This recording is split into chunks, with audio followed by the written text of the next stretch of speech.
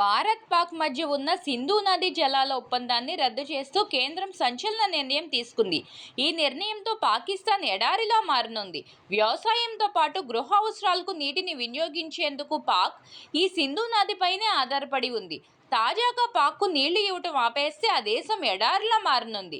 ఇంతకీ ఈ సింధు నది జలాల ఒప్పందం అంటే ఏంటి? దాన్ని ఎప్పుడు చేసుకున్నారు? అసలు ఈ విషయాలు ఏంటో తెలుసుకుందాం రండి. దేశ విభజన తర్వాత భారత్ పాకిస్తాన్ మధ్య 1960లో సింధు నది జలాల ఒప్పందం జరిగింది.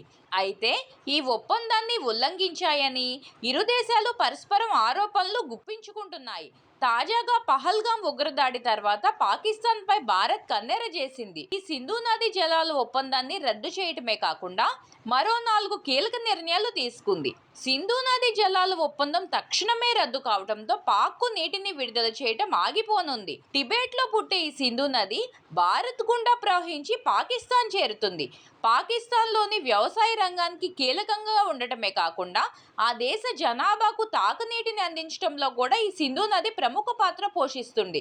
ఇప్పుడు ఈ ఒప్పందం రద్దుతో భారత్ నుంచి పాక్కు నీటి ప్రవాహం ఆగిపోనుంది. ఫలితంగా అక్కడి ప్రజలు నీరు లేక అల్లాడిపోవటమే కాకుండా పంటలకు కూడా నీరందక వ్యవసాయం నిలిచిపోతాయి. పాకిస్తాన్ ఎడారి ప్రాంతంగా మారనుంది. భారత్ పాకిస్తాన్ మధ్య నదీ జలాల పంపిణీకి సంబంధించి సింధు నదీ జలాల ఒప్పందాన్ని కుదిర్చారు. 1960 సెప్టెంబర్ 13న కరాచీలో జరిగిన ఈ ఒప్పందంపై అప్పటి భారత ప్రధానమంత్రి పండిట్ జవహర్లాల్ నెహ్రూ, పాకిస్తాన్ అధ్యక్షుడు అయూబ్ ఖాన్లు సంతకాలు చేశారు. ఆ తర్వాత ఈ సింధు నదీ జలాల ఒప్పందానికి ప్రపంచ బ్యాంకు మధ్యవర్తిత్వం వహించింది.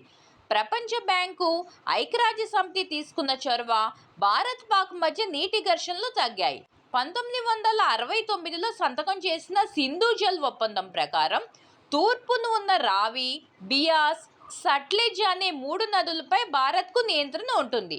మరోవైపు సింధు, చీనాబ్, జీలం నదులపై నియంత్రణ పాకిస్తాన్కు అప్పగించారు. నీటి వినియోగం, నీటి పరిమాణానికి సంబంధించి 2 దేశాల మధ్య ఒప్పందం కుదిరింది. టిబెట్లో పుట్టి ప్రవహించే సింధు నదిపై భారత్, పాకిస్తాన్ మాత్రమే కాకుండా ఆఫ్ఘనిస్తాన్, చైనా దేశాల మధ్య కూడా వివాదం నడుస్తుంది. 1947లో భారత్ పాక్ విడిపోయినప్పటి నుంచి ఈ వివాదం కొనసాగుతూనే ఉంది. పాకిస్తాన్కు గుణపాఠం చెప్పేందుకు భారత్ 1948లోనే నీటి సరఫరాను ఆపేసింది. దీంతో పాకిస్తాన్ వెళ్లి ఐక్యరాజ్య సమితికి విజ్ఞప్తి చేసింది.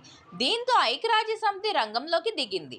1954లో ప్రపంచ బ్యాంక్ ఈ నదీ జలాల ఒప్పందాన్ని కుదిర్చిన 1960లో సంతకాలతో పూర్తయింది.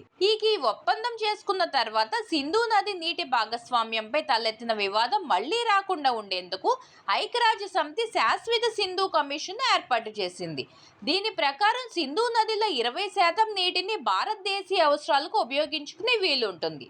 ఈ క్రమంలోనే సింధు నదిలోని 50% నీటిని పాకిస్తాన్ ఉపయోగించుకోవచ్చని తెలిపింది. కానీ సింధు నది నీటిని వినియోగించుకోవటంలో రూల్స్ను అతిక్రమించారంటూ భారత్, పాక్లు ఒకరిపై మరొకరు పరస్పరం ఆరోపణలు గుప్పించాయి.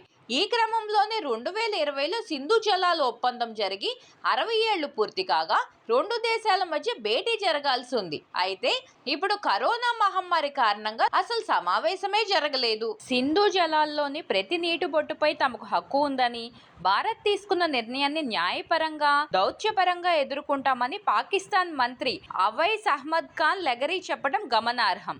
పహల్గాం దాడి తర్వాత పాకిస్తాన్ భద్రతా వ్యవస్థలో కీలకమైన నేషనల్ సెక్యూరిటీ కమిటీ సమావేశమైంది. పర్యాటకులపై ఉగ్రదాడికి పాల్పడింది తామేనని లష్కరే ఈ తోయిబా అనుబంధ సంస్థ ది రెసిస్టాంట్ ఫ్రంట్ ఇప్పటికే ప్రకటించింది.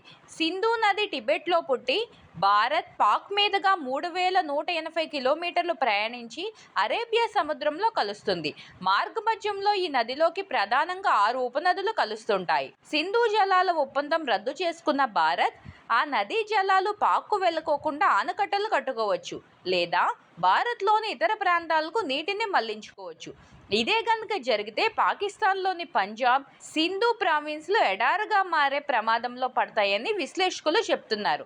ఎందుకంటే పాకిస్తాన్లోని వ్యవసాయ భూముల్లో 80% భూములకు సింధు జలాలే కీలకం. వ్యవసాయం సంక్షోభంలో పడుతుంది. కోట్లాది మందికి ఆహార భద్రత కరువు అవుతుంది. అనేక సిటీలకు నీటి సప్లై నిలిచిపోయి గందరగోళం తలెత్తుతుంది.